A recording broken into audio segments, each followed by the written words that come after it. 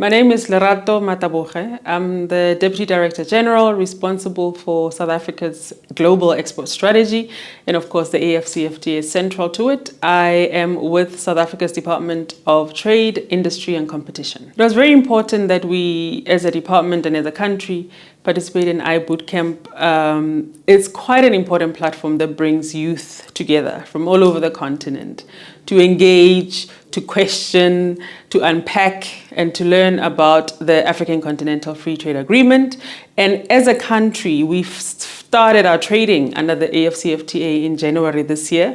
So it's quite important that we do our outreach. It's important that we have youth as central to not just giving the AfCFTA life, but also assisting in South Africa's own implementation plans and being inclusive of young people. So the iBootcamp is very, very strategic, and we're quite passionate about the partnership that we've created with the organization. We have high expectations of the iBootcamp.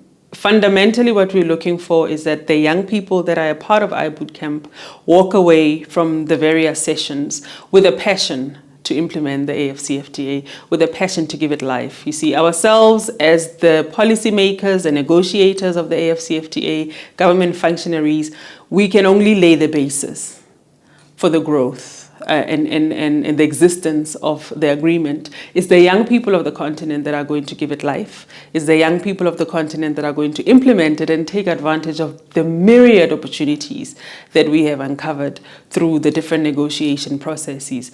So, we're quite committed to continuing the conversation because we want to have a huge cohort of young people that are Pan-African, that are passionate about their continent, take ownership of this particular agreement, whether they choose to become government functionaries themselves, they become entrepreneurs, whatever lane they choose, we want to make sure that they are anchored within the success of the AfCFTA. We have a number of significant areas that young people need to look into immediately in terms of industrial opportunities. We have clustered around 4 strategic sectors that we are looking to have more young people participate in and, accrue the value unto themselves and unto their countries. The 4 immediate priorities, of course, that have been uncovered by the AfCFTA, automotives and the number of opportunities therein. We are also supporting agricultural development and agro-processing. We are looking at domesticating and localizing pharmaceuticals and pharmaceutical production on the continent. Major opportunities for young people, including construction of healthcare facilities. We're also looking at expanding transport and logistics on the continent in the immediate term.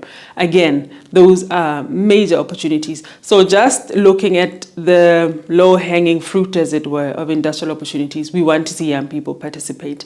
There's also the second area at the policy level to say we need young people engaged to make sure that this agreement continues to live. Young people need to hold all of the policymakers to account, including ourselves as government officials, read the document, understand it, make changes, make suggestions. Go and agitate at member state level, at your country level as young people, so that your countries, your member states can begin to represent youth interests and make sure that the AfCFTA actually is tangible and is supportive of the aspirations of the youth of this continent. My message of support is that, as the World Bank has told us 6 years from now, 42% of global youth will be of African descent. That means young people from Africa and of African descent are going to influence, impact, and drive the direction of this world. So it's very important that we start at home, that the young people begin to understand what we have at home, the big milestone that we have in the African Continental Free Trade Agreement and the different protocols therein, and they own it and they drive the Africa Rising story by themselves and for themselves.